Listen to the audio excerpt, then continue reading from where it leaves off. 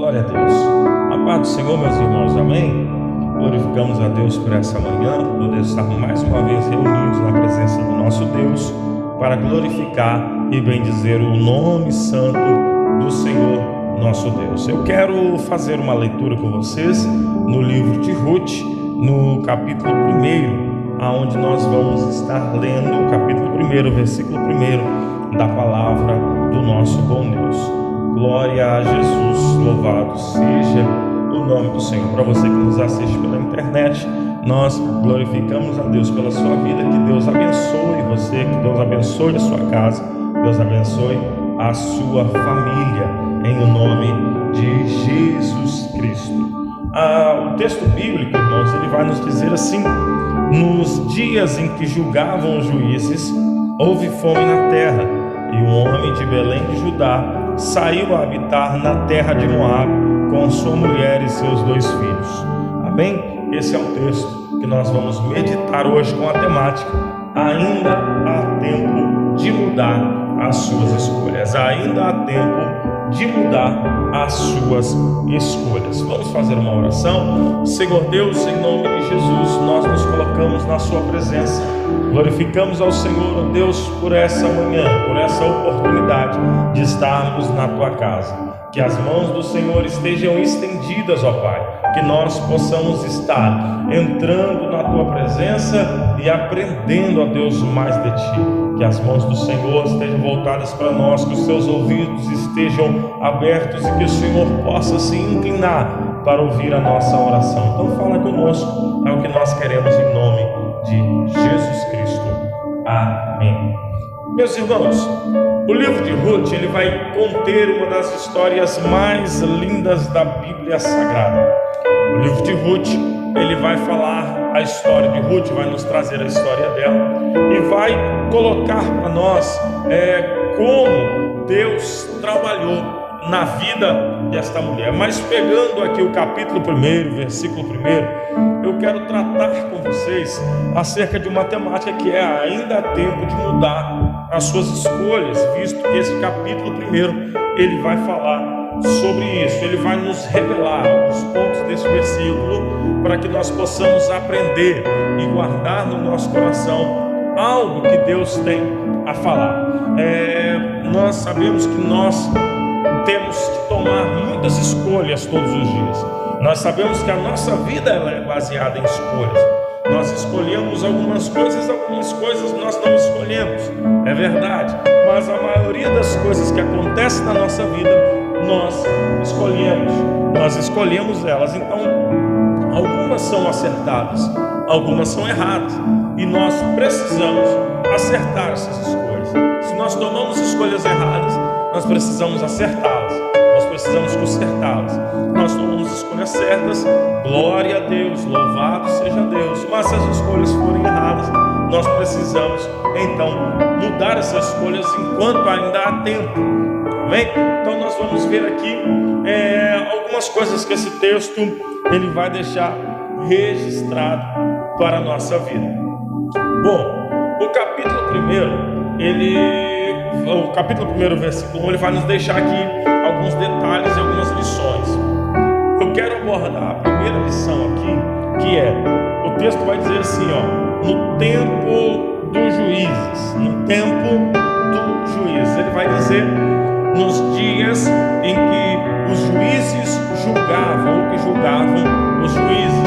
Então esse texto ele está nos mostrando um período que não era ainda o período da monarquia. Está nos falando do período que não era aquele período que você vai conhecer, que Davi reinou, que Saul reinou, melhor, que Saul, que foi o primeiro rei de Israel, reinou. Depois Davi reinou, Salomão reinou. Depois as tribos foram divididas e teve o reino do norte, o reino do sul, que gerava que um rei reinava no norte, outro rei reinava no sul. Então nós vamos ver que depois de Saul houve sim uma monarquia. Houve um tempo em que reis governavam. Houve um tempo em que pessoas estavam à frente do povo para governar.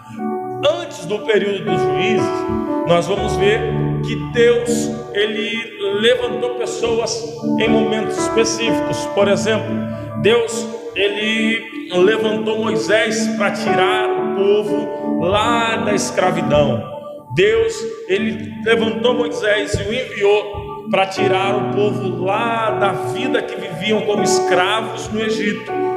Depois da morte de Moisés, Deus levantou Josué, e Josué vai conduzir o povo à posse, vai conduzir o povo à entrada, vai conduzir o povo até o momento em que o povo entra na terra prometida, em que o povo toma posse da terra prometida. Mas o período dos juízes foi um período em que não existia, entre aspas, como chamam, um cabeça, alguém que ia à frente, alguém que dominava, alguém que julgava, alguém que estava diante do povo para poder conduzir o povo.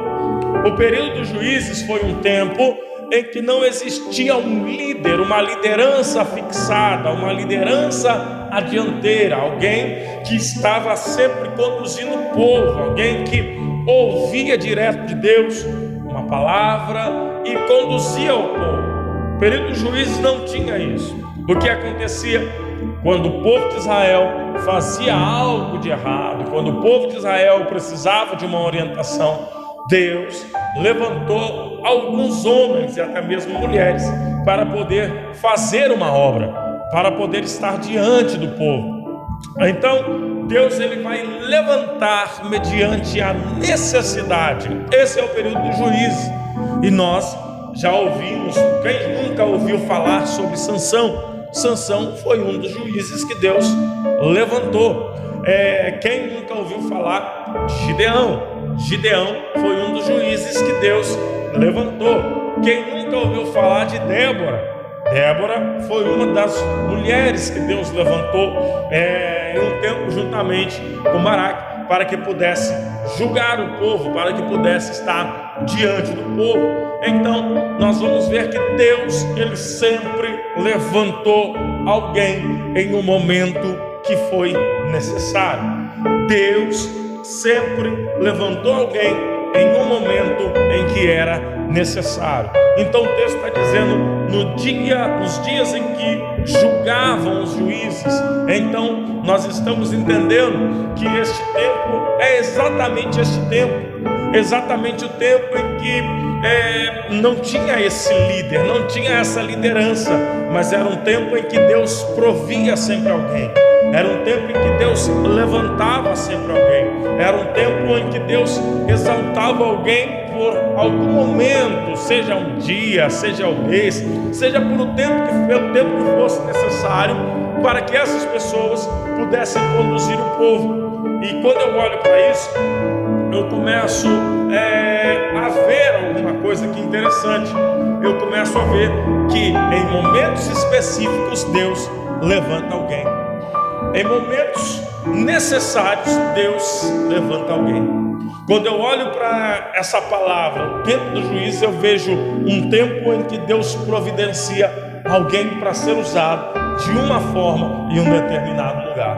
Quando eu vou olhar para isso, eu começo a entender que Deus, ele nunca deixa, ele nunca vai deixar, em hipótese alguma, sem a sua terra, o seu povo, sem um representante. Deus sempre vai levantar alguém, mesmo que seja por um tempo, mesmo que seja por um momento, mas Deus sempre levantará alguém para guiar o seu povo. O intuito do juiz não era apenas para guerrear, o intuito dos juízes não era apenas para livrar o povo, como foi Gideão, que livrou o povo dos midianitas pela opressão que já havia ali por 7 anos. Não! Se você olhar a história de Gideão, você vai ver que antes de tudo, Gideão, ele vai ser usado para derrubar, destruir o poste ídolo. Então, Gideão primeiro coloca no coração do povo que existe um Deus, que existe um só Deus, que não deve se curvar a outros deuses. Então, quando eu vejo a necessidade de Deus levantar pessoas, não é somente para fazer algo extremamente glorioso no meio de uma nação, no meio de um povo, mas principalmente para mostrar para um povo, para uma nação, que existe um só Deus, que existe um Deus verdadeiro, que existe um Deus soberano, que existe um Deus no céu que é sobre todas as coisas e que o seu trono de glória ainda permanece intacto no mesmo lugar. Então Deus sempre vai levantar alguém com o intuito de que as pessoas voltem-se para Ele, com o intuito de que as pessoas entendam que Ele é Deus, com o intuito de que as pessoas entendam que Ele é soberano, com o intuito de que as pessoas entendam que Ele é poderoso, que Ele é glorioso. Então, nós estamos vivendo um tempo, e queremos viver um tempo, em que Deus levantará pessoas para exaltar o nome do Deus verdadeiro. Nós vivemos e viveremos um tempo em que Deus levantará pessoas com a autoridade desses juízes, que não era uma autoridade muito maior do que todas as outras pessoas que existiam, mas era uma pessoa que foi levantada com autoridade para poder proclamar ao povo que deve se voltar ao nosso Deus, que deve se entender que Deus continua sendo o mesmo, que deve se entender que o nosso Deus não mudou o seu endereço, que continua sendo Deus, que o tempo pode passar, que o tempo vai passar, mas Deus continua sendo Deus. Aleluia. Meus irmãos, a segunda informação que esse texto vai nos dar, a segunda informação que esse texto vai nos dar, a primeira é que eles estavam vivendo o período dos juízes. Então, se eles viviam o período dos juízes, eles não tinham um rei para sair correndo lá para poder dizer que eles precisavam de alimento, como as nações vizinhas tinham. Por exemplo, vamos lá para o tempo em que José estava no Egito, que Deus usou José para poder falar e governar a Faraó, ao povo do Egito, em um tempo de adversidade. Quando nós vamos ver isso, nós vamos entrar aqui nesse segundo ponto, que é, nessa segunda informação que esse texto não dá, é que houve fome. Primeiro ele diz, nos dias em que julgavam juízes, aí ele vai continuar dizendo, houve fome.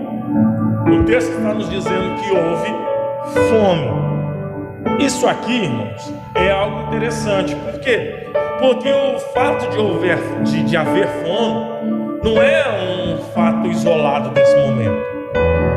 O fato de haver fome em Israel não é um fato isolado apenas deste momento. Existiram diversos momentos na história em que houve fome no meio do povo de Deus. Existiam diversos momentos em que o povo de Deus passou por algumas dificuldades. Por exemplo, houve grande fome no tempo de Abraão, que Abraão vai para o Egito. Houve fome no tempo de José, como acabei de dizer, que José governou o Egito. E Jacó vai enviar os seus filhos para o Egito, para que eles pudessem estar ali trazendo alimento, mantimento para a sua casa. Então, por diversas vezes houve fome. Houve fome no tempo de Isaac. No tempo de Isaac também houve fome. Só que se nós pararmos para analisar cada momento em que houve fome, em que houve um momento de mais aperto, um momento de maior dificuldade no povo, Deus ele sempre arrumou meios de prover. Deus ele sempre deixou formas de prover. Com Abraão ele proveu lá no Egito. Com Jacó ele proveu também lá no Egito através de José.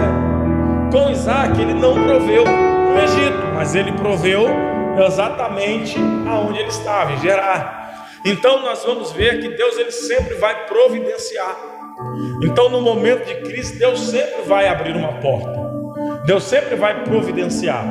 Quando o povo de Israel estava saindo do Egito, o povo estava com fome, e o que aconteceu? Deus mandou o maná. O povo falou, maná já nos encheu, já não aguentamos mais comer o maná. O que Deus fez? Deus mandou codornizes. O povo estava com sede, o que aconteceu? Saiu água da rocha. Então, em todos os momentos em que houve um período de crise, Deus sempre agiu. Em todos os momentos em que houveram momentos e períodos de crise, o povo, ou melhor, Deus sempre agiu. Com base nisso, eu quero olhar mais uma coisa com vocês. Eu quero entender uma coisa. Aonde eles estavam? Aonde essa família aqui estava? Aonde estava Elimeleque, Noemi e os seus filhos Malom e Quilion? Aonde eles estavam? Eles estavam habitando em Belém de Judá.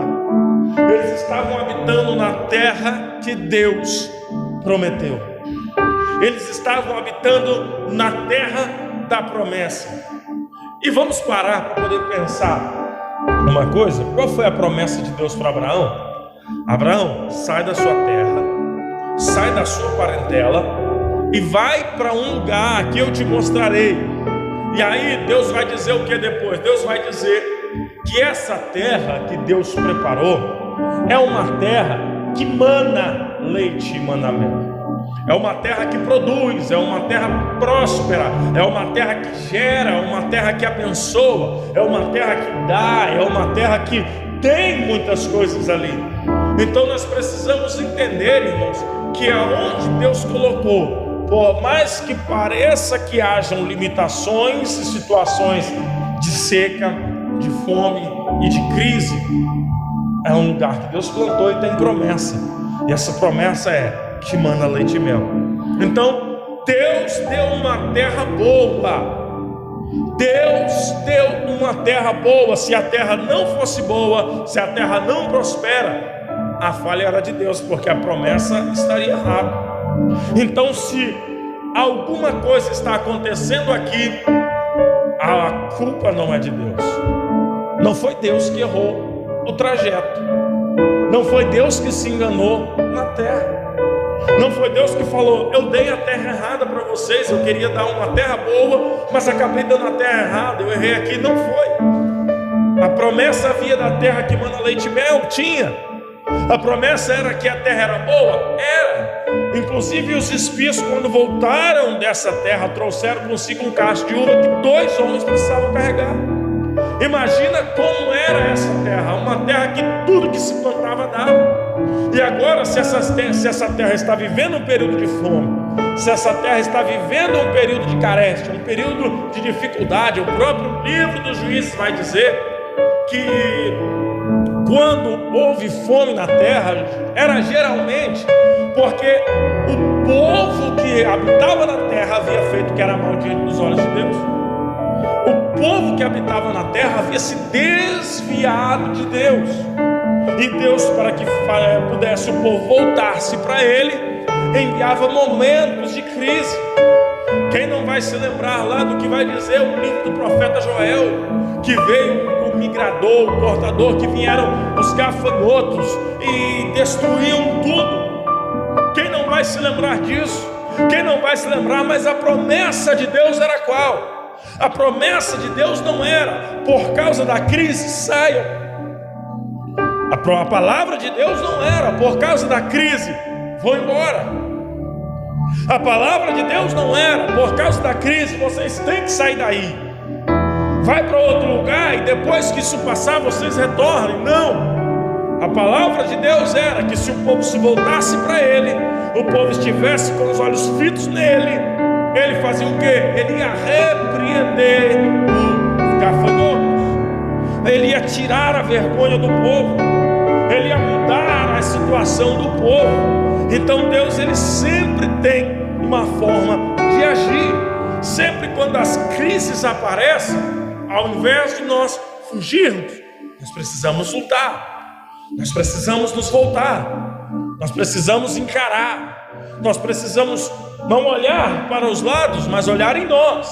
Porque se nós tivermos uma confiança instável e verdadeira com Deus, Deus cuida, Deus liberta. Se nós olharmos o período em que Elias vai olhar e vai dizer assim: segundo a minha palavra, não vai cair nem chuva e nem orvalho. O que aconteceu? Os ribeiros começaram a secar. A situação começou a ficar crítica para o povo. E o que vai acontecer? Deus vai mandar corvos que vão alimentar Elias, que vão trazer alimento para Elias. Então, meus irmãos, no tempo de crise, que foi um tempo que esse povo viveu, A atitude deles foi o quê? Foi sair, e a gente vai falar sobre isso no próximo ponto. Mas no tempo de crise, no tempo de fome, no tempo de dificuldade, Deus, ele sempre tem uma porta aberta para aqueles que o amam. Aleluia.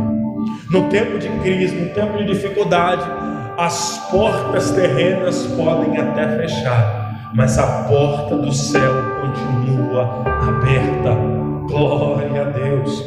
A Bíblia vai nos falar, irmãos, que o Senhor, ele vai dizer para o povo de Israel que era para orar a Ele quando eles estivessem passando por dificuldades. A Bíblia vai nos dizer, lá no livro de Malaquias, que quando o povo entregasse para Deus aquilo que pertencia ao Senhor e orasse, fizesse voto com Deus, a Bíblia vai dizer que Deus, ele abriria janelas do céu e derramaria bênção sobre eles. Então, meus irmãos, quando as crises acontecem na nossa vida, quando as dificuldades batem à nossa porta, nós precisamos tomar algumas escolhas.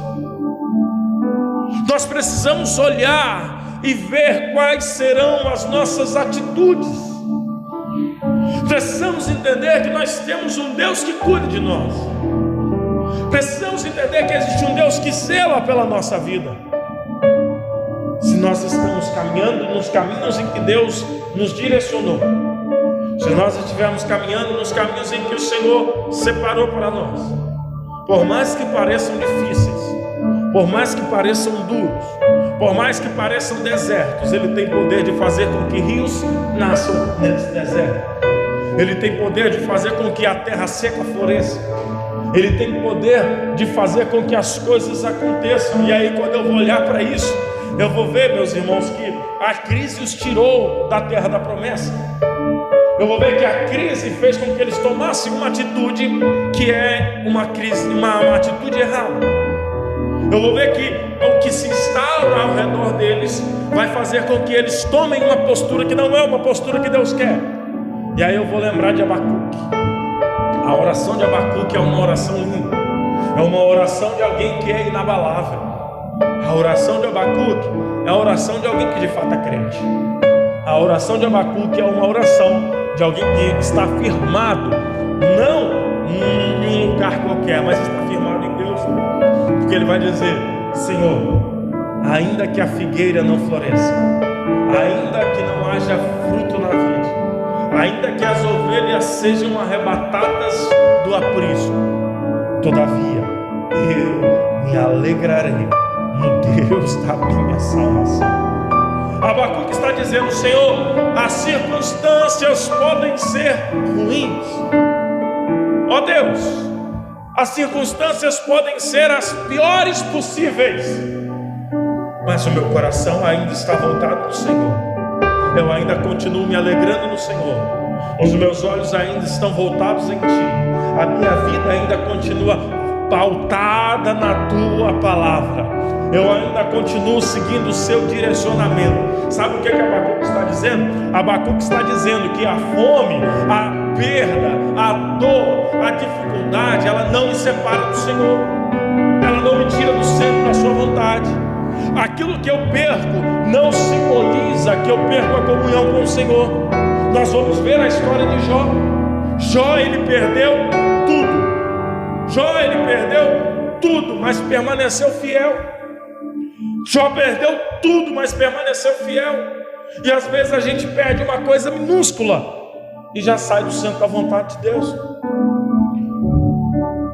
Às vezes a gente perde algo tão minúsculo e já sai do direcionamento de Deus, já não permanece mais naquilo que Deus separou para nós. Meus irmãos, nós precisamos entender que as circunstâncias, elas não são maiores do que o nosso Deus. As lutas, as dificuldades, tudo aquilo que nós passamos não é maior do que o nosso Deus. E que tudo tem um começo, tem um meio, tem um fim. E se nós estivermos firmes em Deus, o fim logo chega. E se nós estivermos abraçados com o Espírito Santo a cada dia, as crises existenciais, as dores, as lutas, as provações, elas vão embora, elas vão desaparecer, elas vão sumir, elas vão deixar de existir, porque nós estamos pautados em Deus, nós estamos guardados em Deus, e vai se cumprir aquilo que o apóstolo Paulo fala, que nada poderá nos separar do amor de Deus que está em Cristo Jesus, nem a altura, nem a profundidade, nem a fome, nem o excesso, nada pode nos separar. Nada pode nos separar do amor de Deus que está em Cristo Jesus. E existem pessoas que estão sendo separadas por qualquer coisa. Qualquer coisa está separando as pessoas de Deus. Nós vemos essa família que está agora tomando uma decisão errada por causa de uma situação que se instaurou, por causa de uma situação que se levantou. E essa situação, ela fez com que essa família tomasse uma das piores decisões que poderiam tomar. E aí a gente vai entrar no terceiro ponto, na terceira informação que esse texto nos dá, que é uma má escolha. Esse texto vai nos falar sobre uma má escolha. Irmãos, olha, de Belém para Moabe, uma família que vai emigrar de Belém para Moabe. E aí eu vou começar a olhar uma coisa interessante. Por que Moabe? Moabe, por que não Moabe, melhor dizendo, né? Moabe era um lugar que não era bom para se estar. Moabe era um lugar que era um lugar amaldiçoado. Por quê, pastor? Porque quando Ló vai fugir da cidade, vai ele, a sua esposa e as suas 2 filhas. Quando eles estão fugindo, a sua mulher olha para trás, vira uma estátua de sal. Ló e as suas filhas continuam fugindo.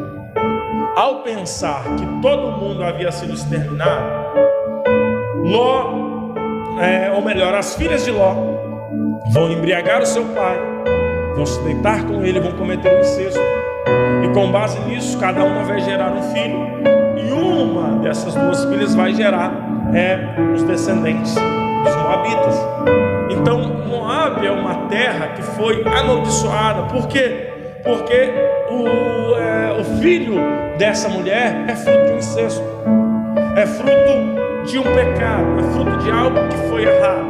E então essa terra é uma terra amaldiçoada. Tanto que quando Ruth, ela está agora em Belém, e vão procurar saber sobre a remissão, sobre remir as terras que eram de Elimeleque, o que vai acontecer? Quando Boaz ele vai falar sobre remir Noemi e os seus bens, inclusive Ruth, aí o parente próximo, o parente remidor, ele já não vai querer mais remir. Por quê? Porque vinha de Moabe.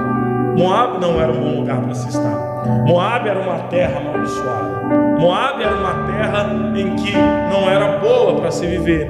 Então eles saem da terra da bênção para a terra da maldição. Olha que escolha terrível. Olha que escolha horrível. Ao contrário de Belém. Belém era um lugar de promessa. Belém era um lugar onde Deus havia programado, projetado, e havia deixado o povo de Israel estar ali. Belém, essa palavra quer dizer casa do pão. Então olha só, eles estão saindo da casa do pão para ir para um lugar de maldição. Eles estão saindo de um lugar onde eles foram plantados e que havia uma promessa de bonança, para ir para um lugar onde Deus não estava, para ir para um lugar onde Deus não queria que eles fossem. E às vezes nós estamos como eles, que tomamos decisões totalmente erradas. Nós tomamos decisões totalmente aquém daquilo que Deus projetou. Então, existem pessoas que estão trocando a casa do pão por lugar de maldição. Isso não parece ser um bom negócio. Isso não parece ser um bom negócio. Ninguém vai querer pegar uma Mercedes linda 2021 para trocar por uma outra, ou melhor, vamos mudar aqui a ilustração. Uma Mercedes 2010, impecável, perfeita, topo de gama, linda, com poucos quilômetros rodados, muito boa. Você vai trocar por uma 2021 com motor avariado, com coisas que não funcionam, que já sofreu um acidente? Não. Você não vai trocar uma coisa que é boa por uma coisa ruim. Não se deve trocar coisas boas por coisas ruins. Então, o que este povo vai fazer, o que esta família vai fazer é uma coisa ruim. O que este homem vai decidir fazer com a sua família é algo que vai trazer ruína. É algo que vai trazer tormenta, é algo que vai trazer situações complicadíssimas para a família. Irmãos, deixa eu adiantar o que acontece aqui. Vai, Elimeleque, Malom, Quilion e Noemi vão para Moabe. Sabe o que acontece em Moabe? Morre Elimeleque, morre Malom, morre Quilion. Os 3 homens dessa família vão morrer e vão ficar 3 mulheres viúvas. Noemi, que era esposa de Elimeleque, Ruth e Orfa, que eram esposas desses Orfa, que era esposa de Malom e Quilion. Então, irmãos, olha que prejuízo as nossas más escolhas trazem para nós. Olha que prejuízo que as nossas más escolhas trazem para a nossa vida. Nós precisamos ficar atento a cada passo, a cada escolha que tomamos, porque pode simbolizar o fim da nossa história. Se não for o fim físico, pode ser o fim espiritual. E o fim espiritual ainda é pior do que o fim físico. O fim espiritual ainda é pior do que o final físico. Irmãos, quantas pessoas já morreram espiritualmente por causa de escolhas que fizeram? Porque saíram de lugares onde Deus os plantou e agora habitam em lugares que Deus não os quer que estejam lá. E aí a morte é gerada. Essa família vai perder os homens, vão perder o futuro, vão perder a sua descendência por causa de atitudes, por causa de decisões, por causa de escolhas mal feitas, por causa de escolhas que tomaram e que, por mais que pareciam ser boas, por mais que pareciam ser a escolha certa, por mais que pareciam ser a escolha do momento certo, eram escolhas erradas. Quando eles olhavam para a sua real situação e olhavam para Moabe e falavam: lá em Moabe é bom. Quando eles olhavam para Moabe e olhavam para Belém e falavam assim: em Moabe tem o que aqui não tem. Quando eles olhavam para Moabe e olhavam para a sua casa, olhavam para aquilo que eles tinham, eles diziam: lá tem o que aqui não tem. Lá é bom, aqui é mal. Lá tem fartura, aqui há necessidade. Lá tem prosperidade, aqui nós estamos passando fome. Eles olharam para aquilo que o lugar tinha e olharam para aquilo que aonde eles estavam faltava. Mas eles se esqueceram que Deus não estava em Moabe, mas Deus estava em Belém. Glória a Deus. Eles se esqueceram que Deus não estava em Moabe, Deus estava em Belém. Então saia de Moabe e volte para Belém quando ainda tem. Saia de Moabe e volte para Belém ainda hoje. Saia do lugar onde Deus não te colocou e volte para o lugar onde Deus te plantou hoje. Aleluia. Moabe, ela não é o seu lugar. Deus não te projetou para Moabe, Deus te projetou para Belém. Deus não te projetou para Moabe, Deus te projetou para Belém. Pastor, mas em Belém não tem fartura como tem em Moabe.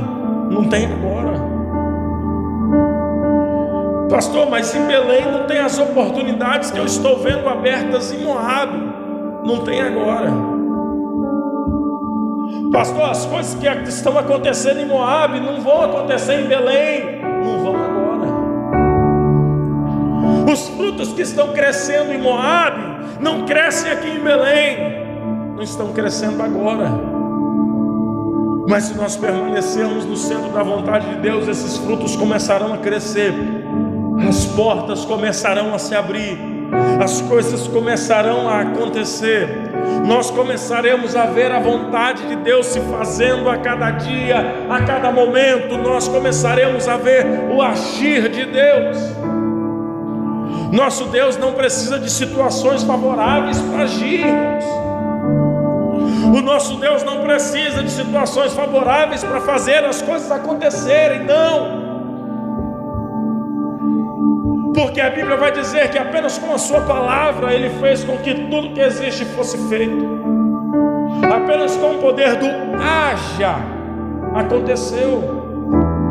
Apenas com o sopro da sua voz, o som da sua voz, tudo que existe foi feito. O céu, a terra, o infinito das galáxias, e aquilo que a gente não consegue ver. E por mais que os cientistas tentem decifrar, entender como as coisas aconteceram através do som da voz de Deus, com o poder criador do nosso Deus. Aleluia. Então, para que Ele faça Belém voltar a frutificar, é questão de tempo. Para que Ele faça Belém começar a gerar de novo, é questão de tempo. Para que Ele faça a terra seca se tornar um manancial, é questão de tempo. Para que Ele faça o lugar que hoje parece seca, é questão de tempo. Para que Ele faça o lugar que hoje é um deserto voltar a florescer, é questão de tempo. Então não saia do lugar que Deus te colocou, não saia da terra da promessa para ir para Moabe, não saia do lugar da onde Deus te escolheu. Você está para ir para onde Ele não quer que você esteja. Aleluia.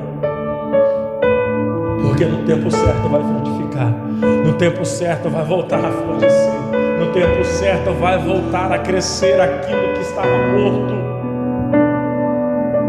O que representa Moabe? Moabe representa prazeres momentâneos. Moabe representa uma falsa felicidade. Moabe representa libertinagem. Moabe representa aparências. Moabe representa frustrações. E principalmente, Moabe representa a distância de Deus. Moabe representa a distância de Deus. Aleluia. E Belém, o que significa? Belém significa a plenitude. Belém significa uma alegria verdadeira. Belém significa provisão. Belém significa lugar de promessa. Belém significa centro da vontade de Deus. E o principal, Belém significa presença de Deus. Aleluia. Belém significa a presença de Deus. Como é que tem sido as suas escolhas? Como é que tem sido as suas escolhas? Repense hoje as escolhas que você tem feito na sua vida. Repense hoje as escolhas que você tem feito na sua história. Repense hoje os caminhos que você tem tomado, se realmente são os caminhos que Deus quer para você. Pastor, mas é a crise que bateu, que me levou para estudar. Então, deixa hoje enquanto é tempo. Deixa hoje esse lugar que você está, que é um lugar amaldiçoado, que é um lugar onde Deus não quer que você esteja. Não viva mais a vida que você está vivendo, que é a vida que Deus não quer que você viva. Não viva mais como você está vivendo, se é a maneira que Deus não quer que você viva. Viva hoje uma maneira diferente. Viva hoje uma comunhão plena com Deus. Viva hoje uma intimidade maior com o Espírito Santo. Viva hoje um momento próximo e íntimo com Deus. Viva hoje isso. Viva hoje esse momento. Acerte na sua escolha. Escolha estar onde Deus quer que você esteja. Escolha fazer o que Deus quer que você faça. Não erre mais. Não erre mais. Pare de errar nas suas escolhas. Pare de fazer errado aquilo que você tem feito. Deus está te chamando hoje, enquanto ainda tem tempo, para que você possa mudar as suas escolhas.